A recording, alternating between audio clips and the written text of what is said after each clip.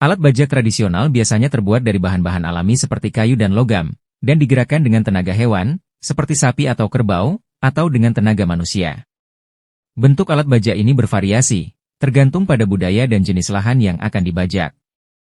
Meskipun terlihat sederhana, alat bajak tradisional memiliki fungsi yang sangat efektif untuk mempersiapkan tanah pertanian, terutama di daerah yang tidak memiliki akses mudah ke mesin-mesin berat. Alat bajak tradisional yang paling umum digunakan di Indonesia adalah bajak kerbau, yang dikenal juga dengan nama bajak tandem. Alat ini terdiri dari bilah bajak yang terbuat dari logam yang dipasang pada rangka kayu.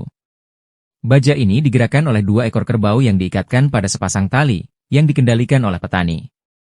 Dengan gerakan kerbau yang menarik bajak, tanah dapat dibajak secara efisien, meski memerlukan tenaga besar untuk mengoperasikannya. Bajak sapi memiliki bentuk yang mirip dengan bajak kerbau, namun dirancang untuk digunakan dengan tenaga sapi. Bajak lintang ini memiliki bilah bajak yang lebih kecil dan ringan, dan biasanya digunakan pada lahan pertanian yang lebih kecil atau dataran rendah. Pada umumnya, alat bajak tradisional bekerja dengan cara mengaitkan bilah bajak yang tajam ke dalam tanah, kemudian menariknya menggunakan tenaga hewan atau manusia. Petani akan memandu hewan yang menarik bajak, sambil mengerahkan alat tersebut agar berjalan lurus dan menggali tanah dengan kedalaman yang sesuai. Bergantung pada jenis alatnya, bajak dapat membuat alur tanah yang lebih dalam atau lebih dangkal.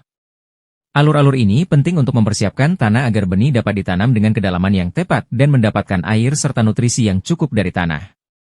Alat bajak tradisional sangat efektif dalam menggemburkan tanah, yang penting untuk memastikan akar tanaman bisa tumbuh dengan baik.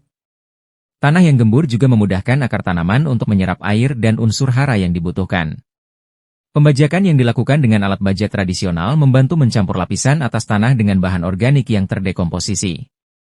Proses ini meningkatkan kualitas tanah dan kesuburannya, yang sangat penting untuk pertumbuhan tanaman yang optimal. Pembajakan menggunakan alat tradisional membantu mengendalikan gulma dan tanaman pengganggu lainnya dengan cara mencabut atau memotongnya.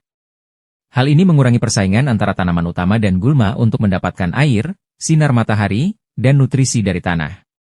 Alat bajak tradisional tidak membutuhkan bahan bakar atau energi listrik, sehingga lebih ramah lingkungan. Selain itu, penggunaan tenaga hewan untuk menarik bajak mengurangi dampak polusi udara dan lebih efisien di daerah-daerah yang tidak memiliki akses ke mesin besar. Alat bajak tradisional adalah bagian tak terpisahkan dari pertanian di banyak daerah, terutama di pedesaan yang masih mengandalkan cara-cara lama dalam bertani. Meskipun teknologi pertanian modern semakin berkembang, alat bajak tradisional tetap menjadi pilihan yang efektif bagi banyak petani. Dengan fungsinya yang sangat vital dalam mempersiapkan lahan pertanian, alat bajak tradisional bukan hanya sebuah alat, tetapi juga simbol warisan budaya dan kearifan lokal dalam bertani.